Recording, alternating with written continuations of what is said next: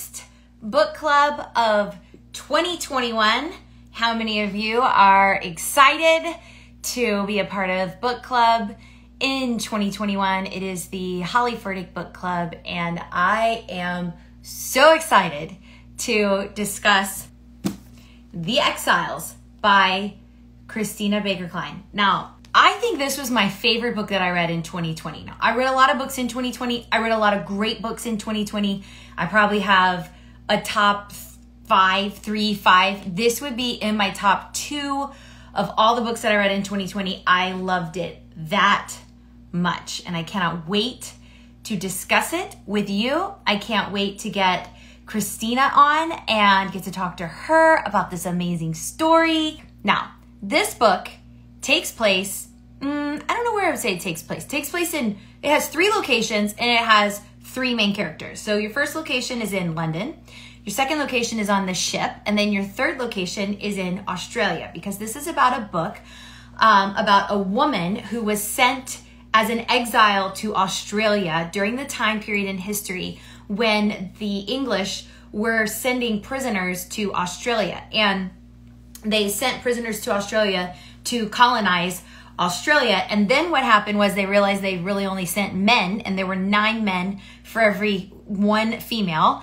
And so then they started exiling women. And so women who were accused of like fairly petty crimes like stealing would be exiled to 7 years in Australia, which obviously once you go to Australia, you're never coming home unless you're wealthy, which you wouldn't be, because if you were wealthy, you would have money and you would have a lawyer, and that probably wouldn't have happened to you. So I love this book. I love the setting, the settings. I love the characters, because those of you who have been a part of our book club for a while now, you know that my favorite books are books about resiliency. And then on top of that, books about resilient women. And here we have 3 extremely resilient women, and there are so many twists and turns in this story and so much history in this story that we learn, and it's just awesome. All right, so let's get started. Tell me who was your favorite character? And I'm going to give you a list of characters. You guys can start like chiming in and commenting, but we have Evangeline, who starts off, and she's a governess, and she gets accused of stealing a ring, and that's how she ends up in prison. So we have Evangeline. Then we have Hazel, who we meet on the ship, who is this 17-year-old girl who has had a really rough life, and now she's being exiled. A lot of you guys are saying Hazel and Angeline are your favorites. Hold for that. Then we have Mathina, who is our Australian native Aboriginal. And we follow this little girl who was considered a princess, and this British family sort of, I wouldn't use the word adopts, but they sort of like take her on as a project. And so you're following this poor child. And then we've got Olive, we've got Dr. Dunn, we've got Ruby, who is Evangeline's child that she has on the ship. How would you like to be exiled as a prisoner on a former slave ship, which is just crazy in and of itself that they put these women on freaking slave ships and sent them to Australia. A lot of you are saying Mathina's character broke your heart. Ashley Barclay says, I love Mathina too. I love them all. Lisa loves Dr. Dunn. Mathina, some of you are saying Mathina was so precious. Lana's mom says Doc and Hazel. Christy Collins says Olive was great. Mathina, you guys love Mathina and Olive too. The name of the book is in the title. Emily says unbelievable. So Ruby, then we've got Buck, who is really our bad guy and our villain in the story. And I know he's not going to be your favorite character, but he turns out to be a really interesting character. And guys, I read this book twice. I listened to it back in, I don't know, right when it came out, whenever that was, I listened to it. And I loved it so much, I immediately wanted to make it a book club book. You guys are showing your hate for Buck. That's awesome. I immediately wanted to make a book club book, and I immediately wanted to talk to you guys about it. So again, that's why I'm so excited to talk about this book tonight. But when I read it the second time, I just loved it even more. And I think when you can listen to a book twice and still love the characters and still love the story and get some nuances to the story that you didn't really catch the first time, I think that is a telltale sign of a great book. So, all right, we've got our character list. Chrissy Collins says she listened to it in one day. I don't think I listened to it in one day, but I think I probably was like under 3. Memir09 says first time watching. Welcome. I'm glad you're with us. Saved by the Cross and Caffeine says that you loved Evangeline and you couldn't get over her fate. All right. So you have just let the cat out of the bag, and we can go ahead and talk about that. How many of you were so shocked that Evangeline died in practically the middle of this book? Maybe not the middle, 2/3 of the way through the book. The main character is killed by Buck. I was so shocked, and I'm so excited to talk to Christina. Christina, you need to be ready to answer this question. How in the world did you have the guts to kill your main character 2/3 of the way through the story? I was shocked. My sister Emily says shocked. I think Emily was mad at me. She texted me and was like, what in the world? And yes, Jackie, same thing. Cause she falls off the ship and you're like, well, maybe she didn't die. And then all of a sudden we go to Mathina's story. Emily says she almost quit reading the book. Joanna texted me and she said, she was right in the middle of it. And she said, this book is like worse than 2020. It just, this girl's life keeps getting bad. And did she actually die? Joe Erica Lopez said, I had to keep reading and stayed up till 1 a.m. to finish. I mean, to me, like, the fact that the main character dies in the middle of the book made this book so good, because I was like, I was so shocked and I was so sad, and then I was so intrigued and I wanted to know what happened next. My Beth says it took my breath away.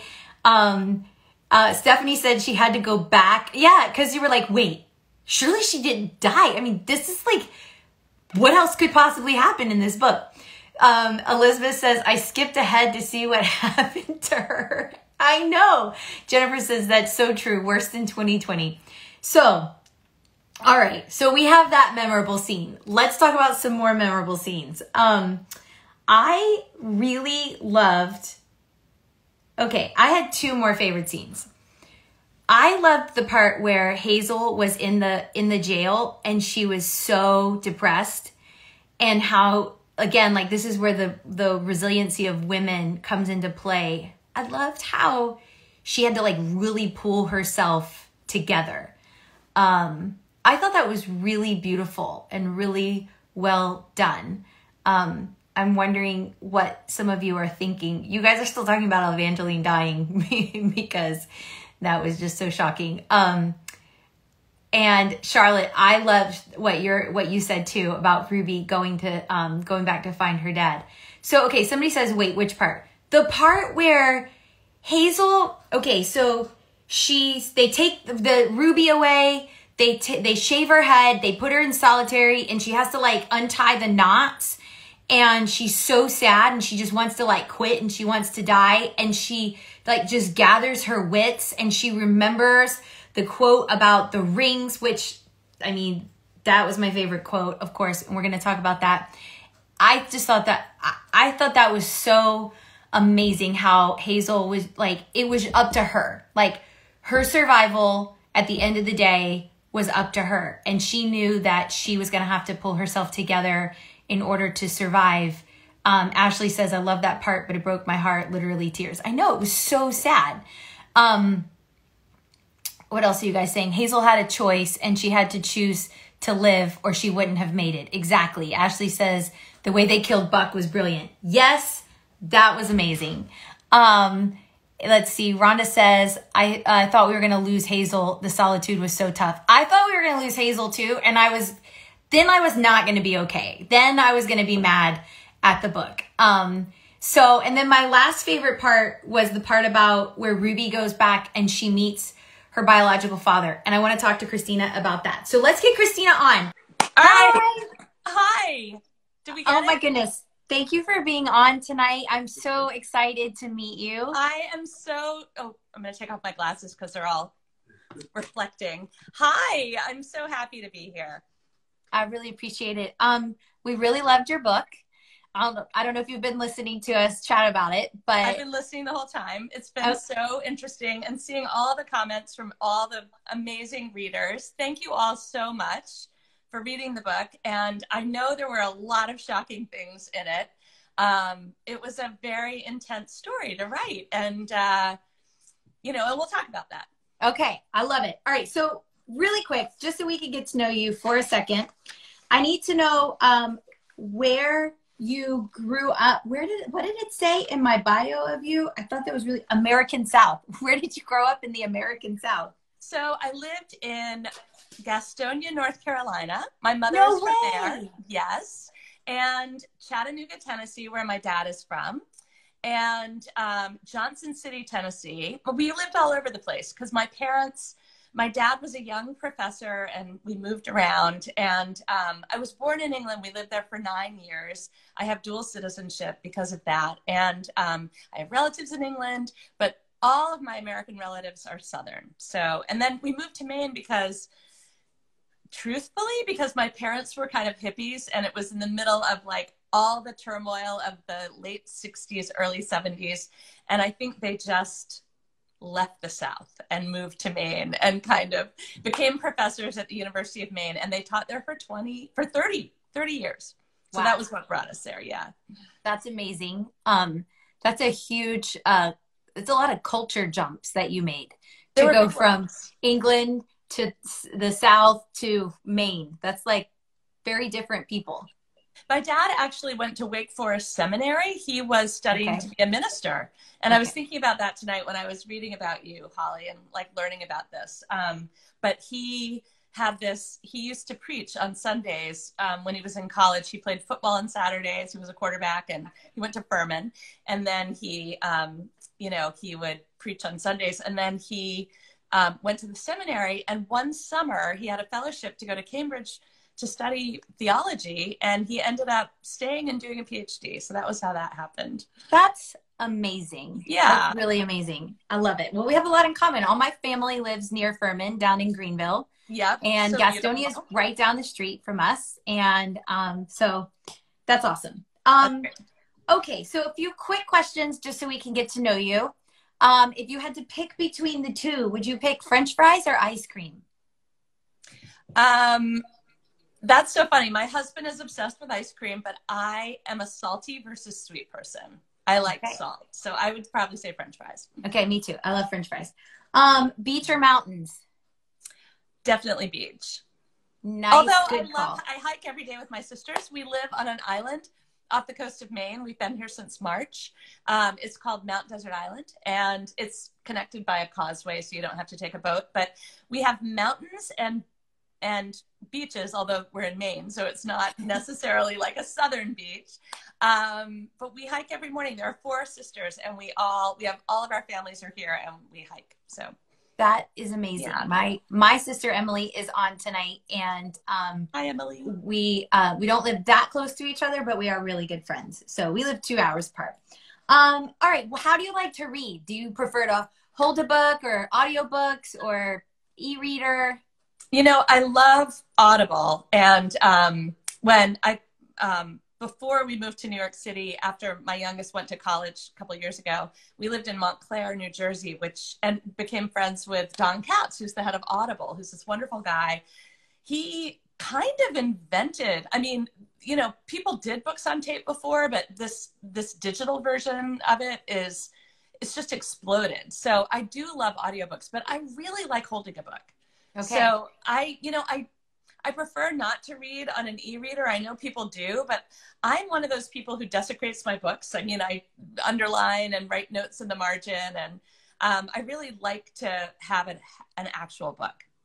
I I like Audible because I like to have a story with me everywhere I go. Yeah. And so I just blow through audiobooks constantly.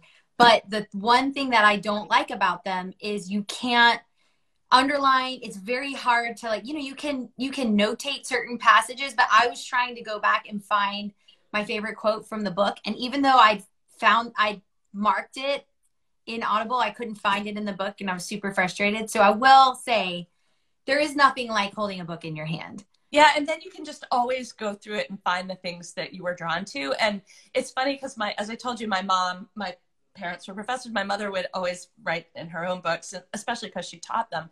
And so when I was then studying and then even teaching, I would use her books where she had underlined. I mean, it was so interesting. Oh, that's special. My son called the other day and he's like, Mom, I have your copy of The Great Gatsby. And he's at college at Duke, actually, in the South. And he said, it's really fun to see the things that you underline. So there is something to that. I know a lot of people don't agree with writing in a book, but I definitely agree with writing in a book. So, okay, do you have a book that made you fall in love with books?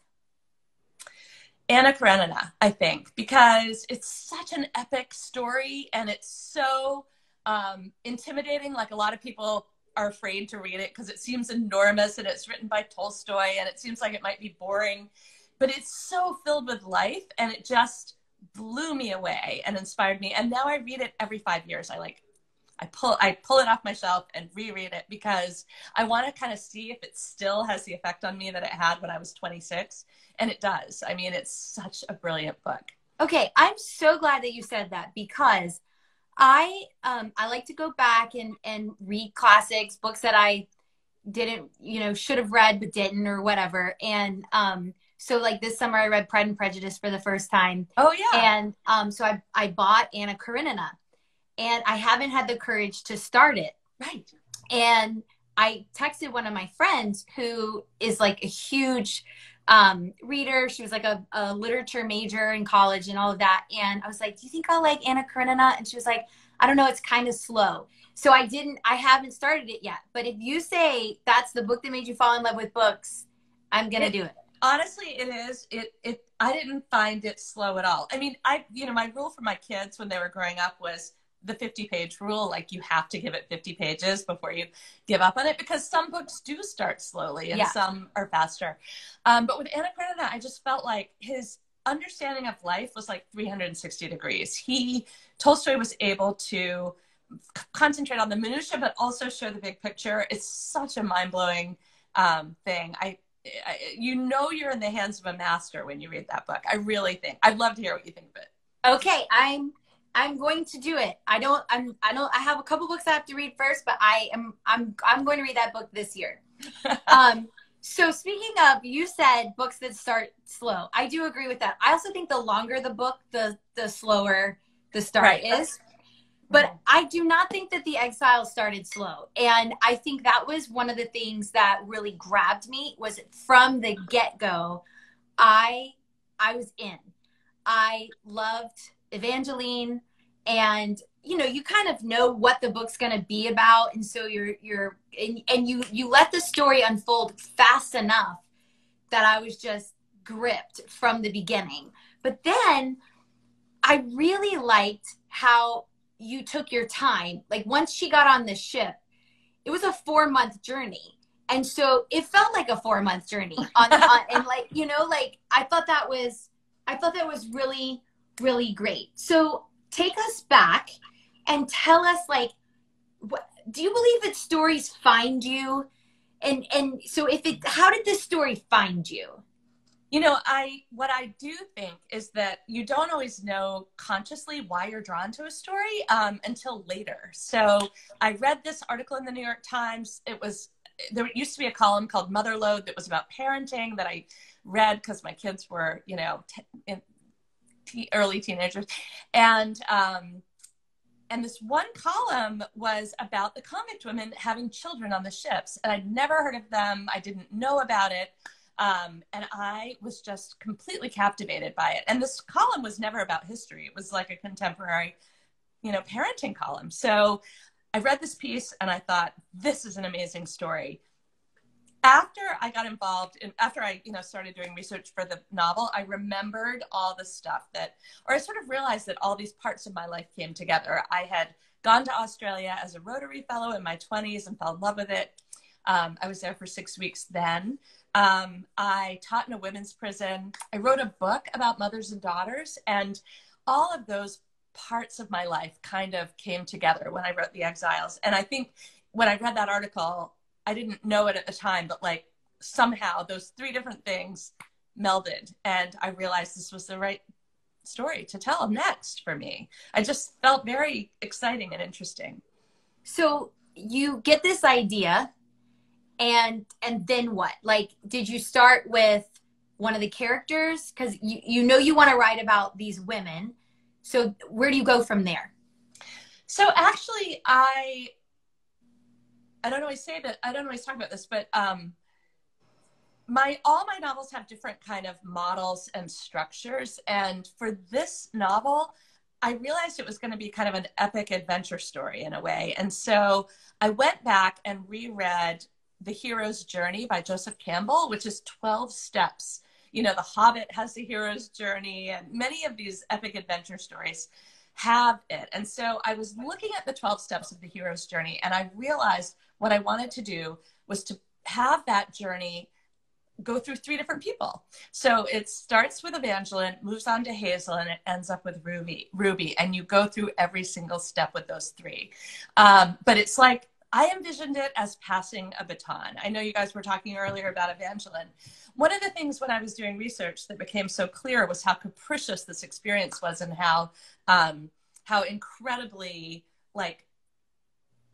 vulnerable you were to twists of fate.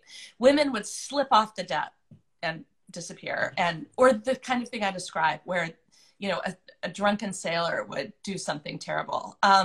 Those kinds of things happened. And one of the things I wanted to emphasize in the book, and the reason that, poor Evangeline was the scapegoat, I suppose. But I did feel like once the reader gets to this, she'll or he'll realize that you can't count on anything in this world, in that world of my book. As I read the stories of the convict women, I was struck over and over again by how vulnerable they were to the winds. They had no agency because they were captive, because they were convicts. So I wanted to really hit that home, and for people to see how easily, how quickly things could change. But also Buck was, Evangeline passes the baton to Hazel. As I said, she passes all these things that are both literal and metaphorical. She passes, right. She passes her necklace. She passes the handkerchief. She passes Ruby. Right. Right? Her daughter. She also passes the gift of literacy. She teaches right. her how to read. She passes poetry. She passes, the tempest, the metaphor of the tree. Mm-hmm. So you've got all these things that go from one character to the next and then to the third. So that and what you one of my favorite things, because I didn't actually think of it as like passing the baton, but you actually gave a picture of that with the quote of the rings, and how you have Evangeline kind of like when she's in prison, she sort of reveals this idea of how your life is like a tree, and the rings represent the people within your life, and so they're always with you. And so then she tells that to Hazel, and right. then Hazel tells that to Mathena, and then Mathena tells that to Ruby, and they each have their own version of it. Like, it sort of morphs every time. And truly, that was my favorite thread of the book, was this idea of just resiliency, and the people that come in and out of our lives, and the things that happen to us, good and bad, are all a part of who we are. Right. And they you don't lose them when they leave you. They're still with you. And I just thought that was so beautiful, the way that you did that. I one of the fun things about writing novels is that you can sort of express aspects of your own philosophy in some ways. And with Orphan Train, there's a line at the very beginning in the prologue where this old woman, Vivian, says, I believe that heaven is a place in the minds of others where our best selves live on. That I wrote that scene right at the beginning. Actually, I mean, it is the prologue, and I wrote it right at the beginning of writing the book, and it sort of set the tone for me of the whole novel. And this story of the rings, this idea of the rings of a tree, occurred to me at some point early on, and it's exactly the same thing that I thought, this is really what it means to connect with other people, that you carry them with you, that they build around your core, that each person who means something to you is strengthening you. Yeah. And no matter what happens to them, they're there inside of you. And so in a way, it's a similar sort of philosophy, as you can see. But I loved that concept. And then that Mathina had her own cultural concept, which, by the way, I read about in an Aboriginal sort of a book of mythology and tales and whatever. But this idea that of the shells, which were made by Aboriginal women, the Palawa tribe made these necklaces with little green mariner shells, and that idea that you're the necklace and the shells are all the things and people and places that mean something to you. Yeah. I mean, it was just brilliant, and it was so beautifully woven throughout the story, and it wasn't too much. And I thought it was great. So I heard you say in an interview that you actually handwrite your manuscript. I do. I do. I know. It's weird. But a lot of people do. I was just talking to Kristen Hanna, who you mentioned earlier, the Nightingale. She's really a dear friend. And she handwrites too. We both do. Barack Obama, not to compare, but Barack Obama writes by hand. And, we all have our favorite pens. I actually so I had a favorite pen, and then they discontinued it, and then I hoarded it, and then I started running out of it, and I was getting very nervous. And I read a Paris Review interview, I believe, with Ann Tyler. And she said, I write longhand, and the only pen I can use is the Pilot P500 extra fine black tip, micro tip. And so I immediately ordered it, and it is I've now had it for 5 years, but it's my new favorite pen. So now I hoard the Pilot P500 micro tip. So everything is handwritten. How much do you go back and scratch out? Or oh my God, so much. No, I write the first draft. The first draft is handwritten, and then there are 10 more drafts. I did an event last night with Fiona Davis, who wrote The Lions of Fifth Avenue. She's amazing and does serious research. And we were both lamenting that we wish we didn't have to revise as much as we do, but we both are serious serial revisers, that you just, you write. So I write longhand. My next draft is typing in. You type it in yourself? I type it in myself. Kristen doesn't actually. For me, that is the most important draft. I type in myself so that I can really get a handle on what I've got handwritten and put things together, pull things from different places. In a way, it's the most fun because I've got a full draft. I know it's not the final, but it's sort of a pulling things together draft. And then I have that draft, and I print it all out, and I read it, print it. I mean, it's such a waste of trees, I know, but I read it, It's okay, because I listened to it on audiobook, so I saved a tree. That's good. So we're balancing. Balancing. Meg Wolitzer says that she then prints it out in a different font for the next version, and I do that. Sometimes I will print it single-spaced or 1.5 spaced, or in a different font. Anyway, whatever you can do to sort of jolt your mind to see it in a new way. And then eventually your editor gets involved, and you have to revise it again. So it's just a lot. I know it looks like there it is on the page, and it just happened, and it's still, no doubt, not perfect, but there were so many different versions that went into it. That's so fascinating, because I think people have this misconception with anything creative or spoken, that it just the story just came out of you. And in a sense it does, but it's a lot of work, and it's a lot of revising and making it better. And I think I've seen that with my husband in the books that he's written, and when he prepares his sermons and everything, and how just the best of the best, what they're good at is revising and letting go of something that they thought was a good idea, but really it was just something to get them to the next idea. You know, that's so true. And the work is what you're talking about, like that he puts in that work to get to the next level with it all the time. There's this great quote from Picasso. He said, "Inspiration exists, but it has to find you working."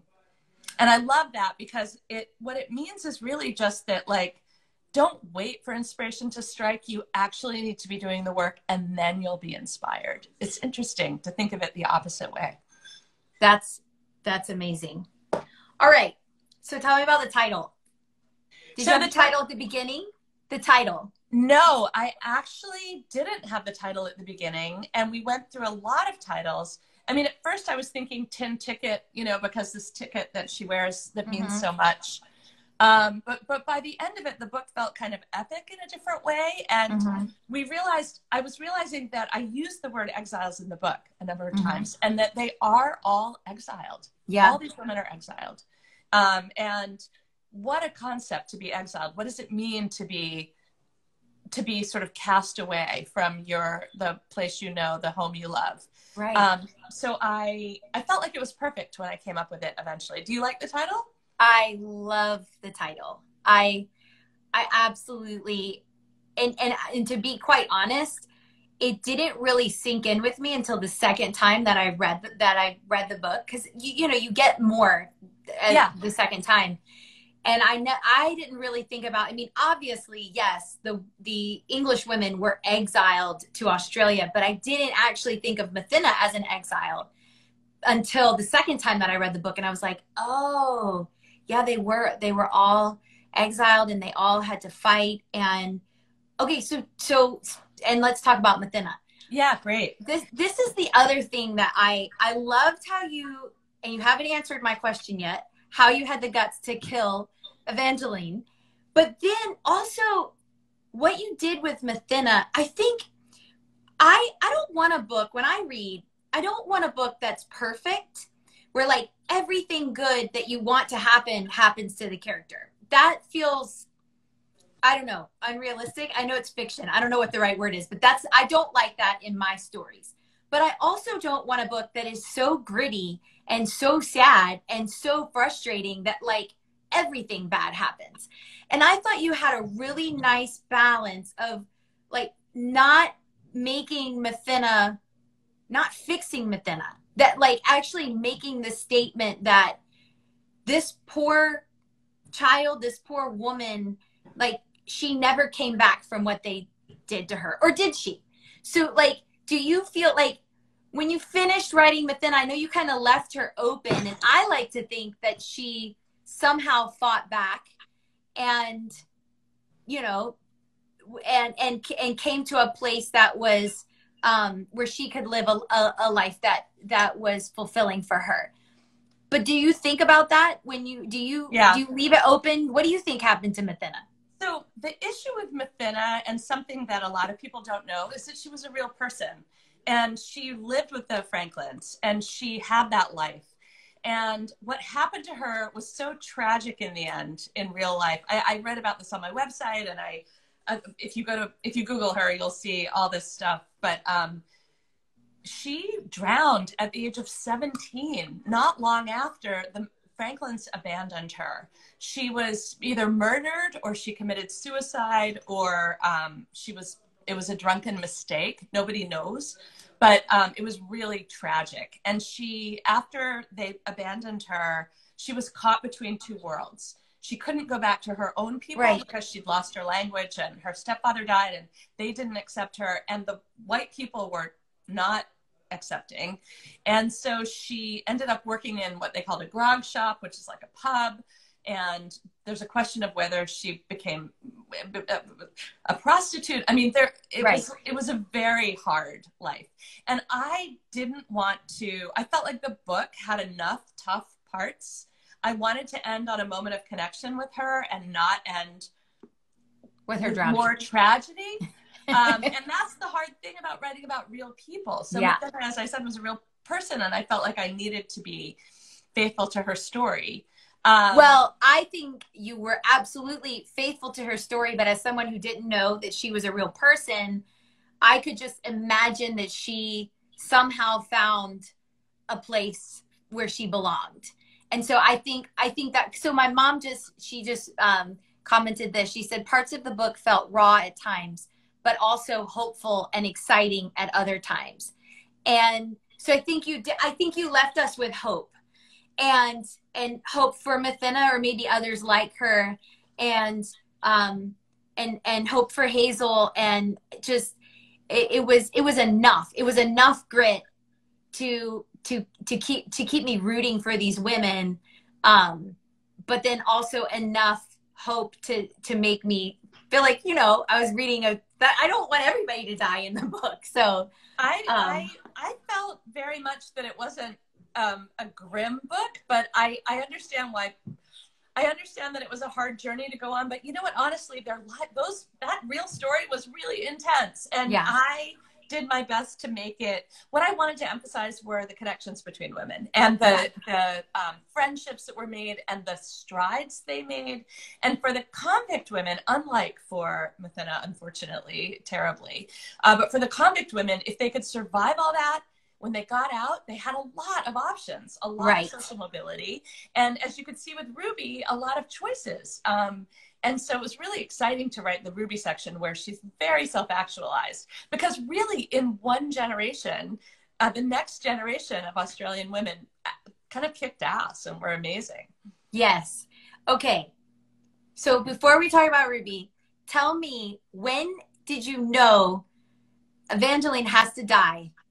And did you ever try to make her live? Did you ever take it back out? And I always knew. Know? I knew at the beginning, because the whole story arc with Buck, I mean, the whole story was about Hazel coming into agency because Buck was still out there. And, you know, everything was contingent on every other thing. And he had done this terrible crime and had never truly, you know, he'd escaped from prison. He was still on the loose.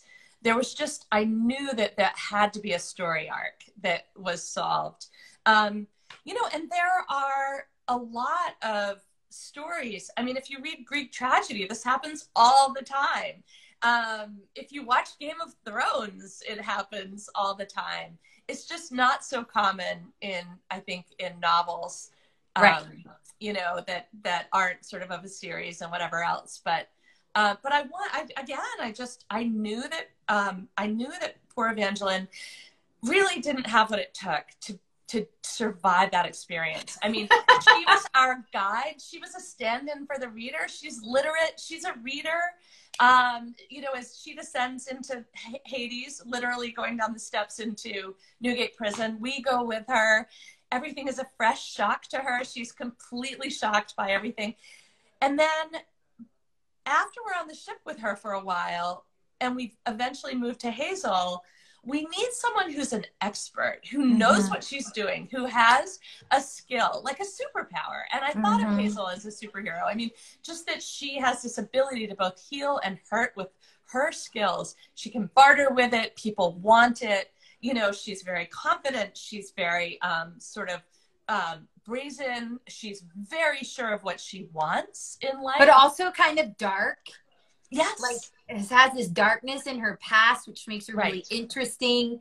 And you kind of want her to soften up. Like, she's strong, but she's not quite softened. Yes. And beautiful, beautiful character in Hazel. We haven't given Hazel enough of our time tonight to just talk about. I think Hazel was my favorite character. I love her because she's just so resilient. And we were talking about resilience earlier. Yeah. But I love that I just think she could survive almost anything. You know, and I loved that Dunn eventually was able to, even though, and here was part of what I was trying to do with that story, which is, you know, if you've had more than one boyfriend, or if you've been divorced and married someone else, or had another, whatever, you know, or girlfriend, you know that different people bring out different parts of you, right? So Evangeline really spoke to Dunn's literate self and poetry loving, and they're very cerebral. And then Hazel was just much more practical, but they were able to connect professionally once he got over the shock of like Right.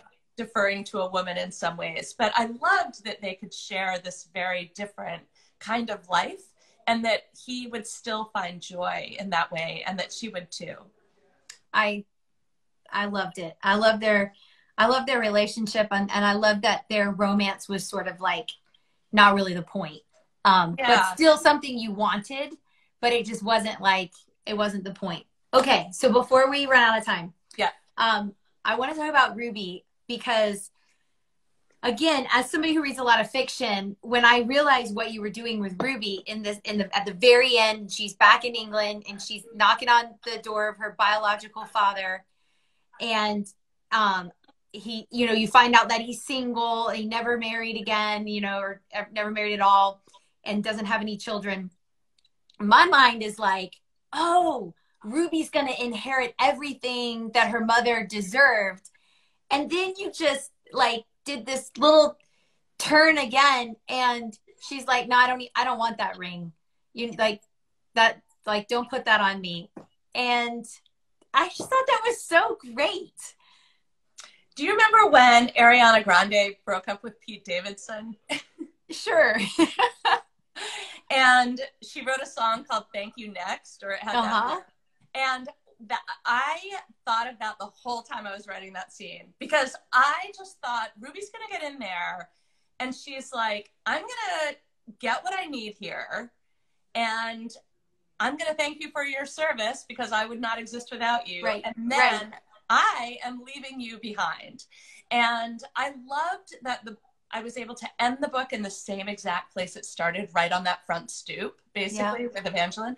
And that Ruby got answers to questions, and that in some ways, Cecil Whitstone represented, well, in many ways, he represented Old England and those, you know, that hierarchy and all the sort of staid, sad, quiet, you know, lack of ambition and everything else, lack of excitement. And Ruby represented this new world, and she was going to go and claim what she needed. And I'm sure she had a happy ending.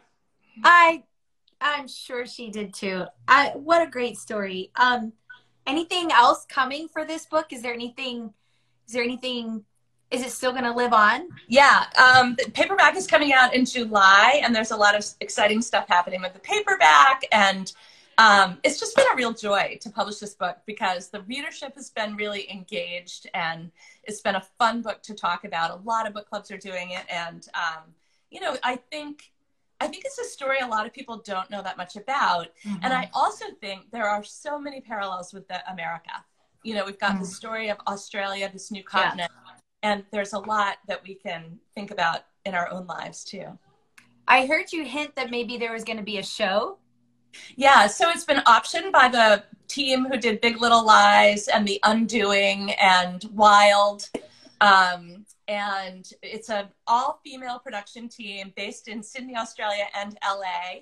Bruna Papandrea, she used to be Reese Witherspoon's production partner, and they're really excited and they're moving ahead. So I'm an executive producer, which I'm really excited about, and we're doing it. We're going to make a movie. I mean, it's actually a series. We're going to make a series. That's so exciting, and I can't wait. I'll definitely watch it. I don't always like, you know, sometimes if you read the thing, then the show's not as good, but yeah, I will for sure watch it. And what are you working on now? I'm working on a new novel that takes place in Civil War era North Carolina. So we'll talk more about that another time. Is it still in the handwritten phase? Yes. Okay. I'm very early. It's really still in the research phase. I'm reading lots of books right now, because the Civil War era is a nightmare, because the people who are obsessed with the Civil War are insane. They know everything. Also a very, you know, touchy subject right now. Yeah, very. So, yeah. That sounds amazing. I can't wait. Thank you so much for joining us. And thank you so much. This was so much fun. I hope you guys enjoyed it. I loved being here, and I love seeing all the comments, and I really just appreciate what you're doing so much. This is the coolest thing, your book club. I'm gonna be lurking on many of your conversations. Thank you. We're reading here. I'll do our reveal for our next book club with you on. You might have read this book, Where the Lost Wander by Amy Harmon. Oh, I haven't read it. How wonderful! It is awesome. So thank you so much for being on. We really loved, I know once you get on, you can't really see all the comments, but everybody just loved this book so much. It was such a great book to start the year off with. So thank you. Thank you, Holly. All right. Well, thank you all so much. Have a great night. Okay. Bye-bye. Bye. All right, guys. That was awesome. I have the biggest smile on my face because I love talking about books, and I love talking about books with all of you, and I love all your excitement. So what a great start to 2021. All right, so real quick, before you click off, this week I had the opportunity to talk with Nora, who's the executive director of the Dollywood Foundation and the Dolly Parton Imagination Library. And the Holly Furtick Book Club and Elevation Church Outreach, we're going to be partnering with these organizations and local libraries in order to get books in the hands of kids. It's an amazing organization. I want you to hear more about it, so check this out. I'm talking with Nora Briggs today, and she is the executive director of the Dollywood Foundation. And one of the things that I'm excited about, Nora, this year is that the Holly Furtick Book Club and Elevation Church, that we wanted to partner with some organizations that are really making a difference as in literacy, especially in our country today. And so I love the Dolly Parton Imagination Library, and I would love for you to just tell us a little bit about it. Perfect.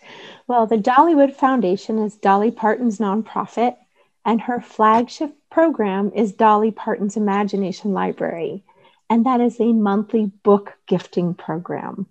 So every month, in conjunction with local partners and community heroes who register children 0 to 5, they get a specially selected age-appropriate book mailed to their home, which is so important. We know that kids in particular need to be read to and need to be loved and snuggled and cuddled with the people that they love in their home in those early years. And it's very simple. It's just to inspire love of reading, make that connection and heart connection in the family, and hopefully inspire them to be able to dream and self-teach themselves. Just put that great foundation out. Yeah, I love books, obviously. And books have been just a foundational part of even my memories. I was talking to my husband the other day about, I said, do you remember going to the library as a kid? And he was like, yeah. I said, I have such vivid memories of going to the library and checking out books. And I remember the smell of a library book. Yeah, I remember that too. I have such great memories of books. And I don't know if you know this about me, but I also was an education major in college. Okay. And so my favorite class that I ever took in college was children's literature. And I remember the professor talking about the importance of reading to your children, even when they're babies and you think they don't understand, and her explaining the importance of just having book literacy. So, the reading network in a child's brain doesn't naturally exist. We're not born with a reading network, so it has to be built. And the best way to build it is interactive reading. And all that means is reading out loud and singing and talking about it and making the sounds of words and making it really fun connects the brain. And when it's most important, in the 0 to 5, that's when that developmental piece occurs most rapidly. It's when that reading network and the language development and comprehension really takes place. And so if you wait until kindergarten to that first exposure at books, you've missed the most important, window of opportunity. And the other thing too is Dolly calls this her heart program. And it really is about just connecting the hearts of the families together around reading. And what happens is when a book comes to the home every month, belongs to a child, they know it's theirs, it's specially selected, they make something happen in the home. Somebody is going to crawl on the lap of someone else, and there's hugging and there's laughing and there's reading and there's talking. And it's not just the little child, it's the adult siblings. It could be the neighbor friend, the aunt, uncle, the caregiver. And it starts to create this really special bond with just the family time. It's also really good because parents who may not realize they need to read to children really young, they're also laying that really important foundation of one-on-one time, right? Almost in an educational framework, right at the very beginning. Right. So when the children go to school, they've already got that piece established. There are so many children that grow up in areas where there aren't books, a lot of books in their homes, and there isn't money to purchase books, and books readily available everywhere, like they were for my kids. And how there are children that go to kindergarten who don't even know what's the correct way to hold a book, what's right side up, what's upside down. They don't know that you read words from left to right. They don't know of course they don't even know their letters. And so when I heard about this foundation and how it serves ages 0 to 5, because you would think like, oh, we need to get books in the hands of children who can read. And it's like, no, we need to get books in the homes of children who are at that foundational stage and really be able to make a difference. And I love how the Imagination Library is completely free. All you have to do is sign your child up. It's such a great program. It's really simply designed, and it's really just meant to be easy. I just love that this foundation is able to provide some of those experiences and memories for kids. You had mentioned something earlier about, starting school where kids come into kindergarten and some of them have never seen a book. Can you imagine the other way is coming into kindergarten, all children have had the same books together and they've got a common bond. And a lot of times kindergarten teachers in our areas will have a bring your favorite book from the Imagination Library program. And it creates that instant friendship, right? Now I've got a friend in kindergarten because he likes the same book or she has the same book I do. It's pretty amazing. Isn't that interesting? Because that's still the connection that books give us, even as adults. I mean, here we are, have a book club, and it's really based on a common love for fiction and for being able to say like, hey, I read this book. It was really good. We should read it together. We should talk about it. And I love that. And that's what we're doing. And that's what you're creating from the earliest foundation, and a child being able to come to kindergarten and bring their book that they love, that they've gotten just from just generous people who care, and it evens the playing field. It certainly does. You have books, the same book that this other child had in their home. It doesn't matter what the income of that home is. Here we are. We're just loving this story. That's right. We're two kids with the same book, the same story. And what's great about some of the Imagination Library books is they're very culturally diverse as well. And so we have STEM books, and that's why another key reason that all kids, right, should be included in the program in an area, because parents typically buy books for boys and girl books, and they may not buy books of other cultures or other languages. They tend to buy what we look like ourselves. And so what's great is kids are getting exposed, right, in a really gentle, loving, inclusive way to numbers and engineering and to other cultures and other languages, and to children that may look different from themselves. So then when they go to kindergarten and there's a variety, right, of kids and different cultures, and this is not new to me. It helps build that inclusion right away from the very beginning. Yeah. I love it. I love it so much. How many books has the Dolly Parton Foundation, Imagination Foundation, given away?